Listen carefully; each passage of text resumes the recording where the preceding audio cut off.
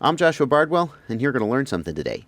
Today we're looking at the Achilles firmware for the Realacc Fatshark module, and we're going to ask the question of whether this firmware finally puts this budget-priced module on par with some of the big boys. Stay tuned.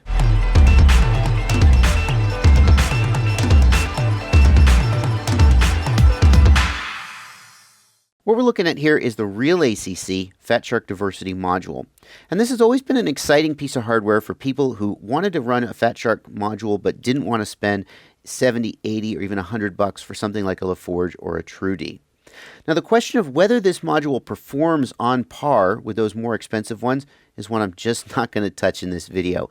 I have another playlist where I do diversity testing, range testing, etc. And you can go watch that. I'll put a link in the upper right, and you can decide for yourself how it stacks up. But I think that that question is not as important to many people as just the day-to-day usage, the convenience features that the firmware brings to the table. Because here's the thing. If you go all the way out to the edge of your range, you'll see some differences in the performance of the hardware and the performance of the firmware. But for the kind of day-to-day flying that many people do, the differences between the modules are not going to really jump out if you're not really pushing the range and pushing the performance of the module.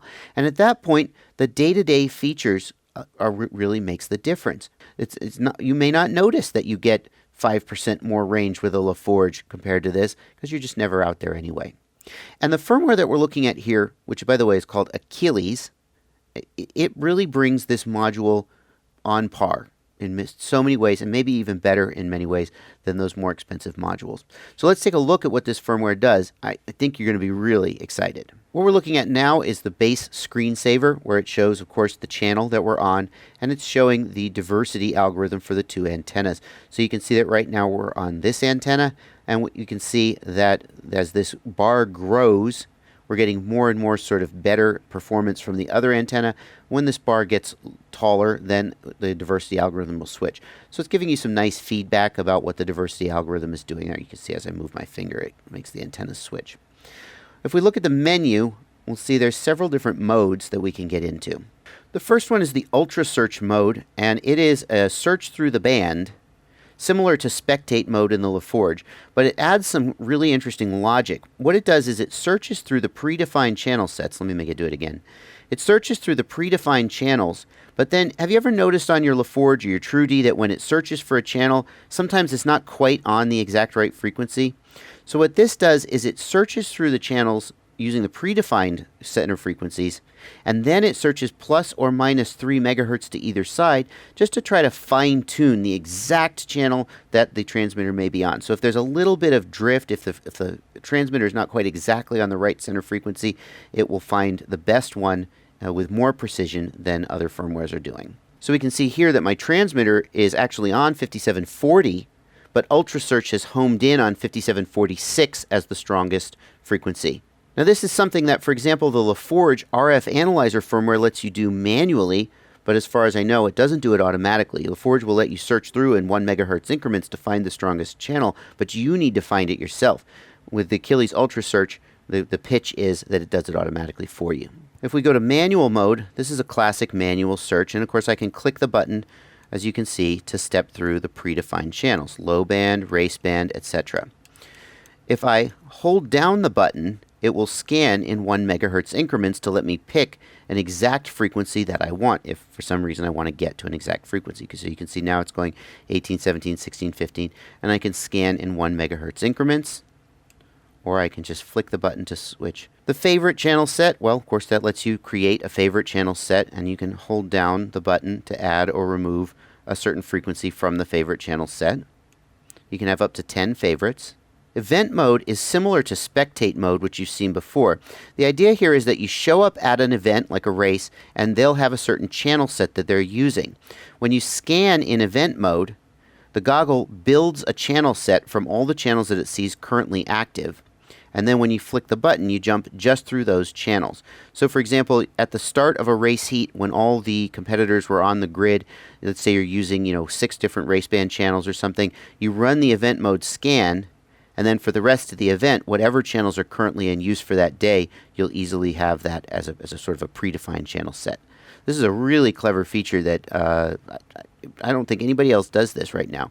You can scan, but you have to rescan every time to find the different channels, or you can create a predefined channel set in other goggles, but you have to manually create it. This is a great little melding of the two that I really like. The idea of fast scan is that it helps you find a certain frequency or band quickly.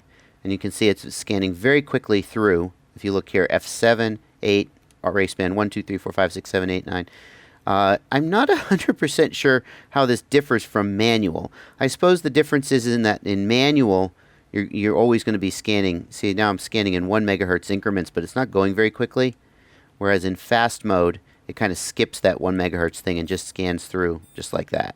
And there is a model finder. And the way that you're supposed to work this is you put a directional antenna here on the bottom antenna connector, and then it shows you the signal strength that you're seeing. And you can sort of, I have a video about how to do this, but you can do this with any goggles. You just use a directional antenna and the RSSI to kind of do, where is it, left, right, hot or colder. This is just a nice optimized screen to help you do that. I think this firmware is one of the most exciting developments in the world of Fatshark diversity modules for people who just don't want to spend the big bucks on the more expensive ones. If you're very budget minded, you've had to give up a lot in terms of convenience features to get a really good firmware on here, and this is the first of what I think is just a really solid, ready for prime time firmware with a lot of exciting new features. The Ultra Search is something that I'm not sure that anybody else is doing. If I had any complaints about this module, I would say that it feels like there's a little bit of sort of lack of clarity in how the different functions fit together. Like, when would you want to use Ultra Search versus event mode versus fast versus manual mode? They're kind of doing the same thing in slightly different ways, and I wouldn't be surprised if a lot of casual users didn't really differentiate. So maybe this is a little more for nerds, but even casual users will be able to stick this in their goggle and get pretty good performance, and frankly, quite a lot of us are nerds and are just going to eat this stuff up.